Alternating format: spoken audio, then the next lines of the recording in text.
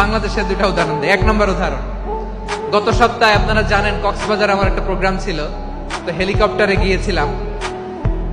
ফেনী জেলা যখন পার হচ্ছি আমি দেখলাম 3টা উইন্ডমিল চিনেন তো, বিশাল পিলার, 3টা-4টা পাখা থাকে, বায়ু বিদ্যুৎ কেন্দ্র, বাংলাদেশের প্রথম বায়ু বিদ্যুৎ কেন্দ্র এটা, মুহুরী প্রজেক্ট বলে এটা সম্ভবত, মুহুরী প্রজেক্ট। তো সাগরের বাতাসের ঝাপটায় এটা ঘুরে এনার্জি হয়, ইলেকট্রিসিটি উৎপাদন হয়। তো আমি পাইলটকে বললাম, ভাই এগুলো থেকে কেমন ইলেকট্রিসিটি উৎপাদন হয়? কয় হুজুর একটু হয় না, কিছুই হয় না। কিছুই হয় না মানে? বলে হুজুর বাংলাদেশে যত উইন্ডমিল আছে এটার পাখা একটাও ঘুরে না। আল্লাহ, বলেন কি? তাহলে এই যে কোটি কোটি টাকা ব্যয় করে যে উইন্ডমিল, কয় হুজুর ভিতরে ফিটফাট, উপরে ফিটফাট, ভিতরে সদরঘাট। তার মানে কোটি কোটি টাকা দিয়ে এই উইন্ডমিল বানায়, এখানে কিছু নাই। দুর্নীতির আড্ডাখানা, আখড়াখানা বাংলাদেশ, ঠিক কিনা বলেন? হায় রে, জাপানিজরাও মানুষ, আমরাও মানুষ। আমার এক নিকটাত্মীয় সরকারি চাকরিজীবী, উনি আমাকে বললেন, বাংলাদেশের আর একটা উদাহরণ দেখি। উনি আমাকে বললেন যে প্রতি বছর আমাদের অফিসের ফার্নিচার চেঞ্জ করে। আমি বললাম প্রতি বছর ফার্নিচার চেঞ্জ করে কেন?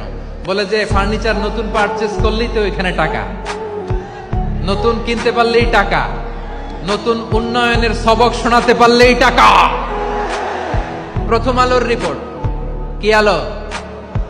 প্রথম আলোর রিপোর্ট, গত 15 বছরে উন্নয়নের নামে লুটপাট হয়েছে প্রায় 3.25 লাখ কোটি টাকা। কার রিপোর্ট? আমাদের বানানো কথা। প্রথম আলোর রিপোর্ট। গত 15 বছরে কারা ছিল জানেন তো? হ্যাঁ, শুধু ওনাদেরকেই দোষ দিয়ে লাভ নাই। স্বাধীনতার পর থেকে শুধু শাসকের হাত বদল হয়েছে, আমরা কিছু পাই নাই, ঠিক কিনা বলেন? শুধু ওনাদের দোষ দিয়ে কি লাভ? একদল খাইছে, আরেক দল খাওয়ার জন্য রেডি হয়ে আসছে। আমরা এরকম চাই না, জনগণকে ফুটপাতে বসাই দিচ্ছে।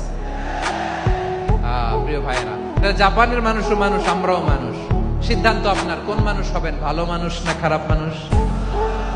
আজকের আলোচনার বিষয় হচ্ছে মানব সম্পদের উন্নয়ন, হিউম্যান রিসোর্স ডেভেলপমেন্ট।